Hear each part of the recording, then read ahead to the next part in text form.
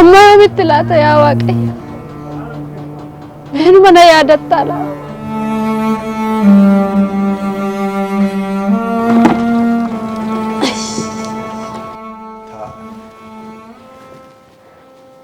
أرمي مالي مالتاتا مالي سنغرغر ilmaku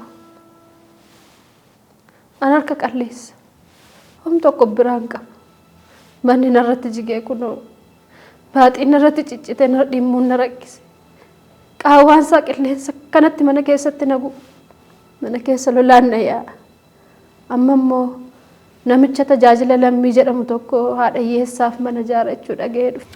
Armi rakkoon keessan qabatamaa akka ta'e nuti sin beekna.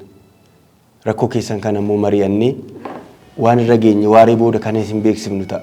Ayyaanaata ilmaku. Ilmaku.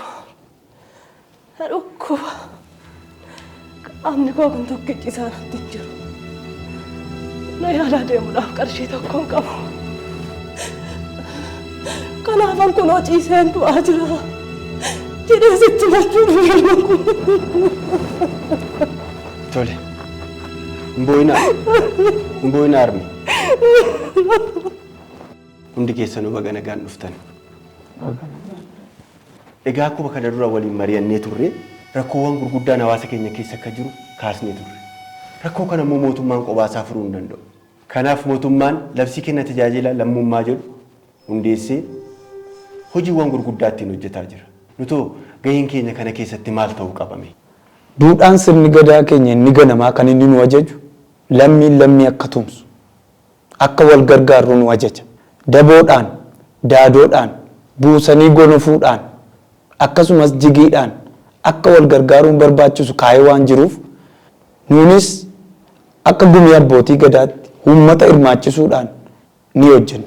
Kenni tajaajila lammummaa kun fooniifis lubbuufis gatii guddaa namaaf qaba.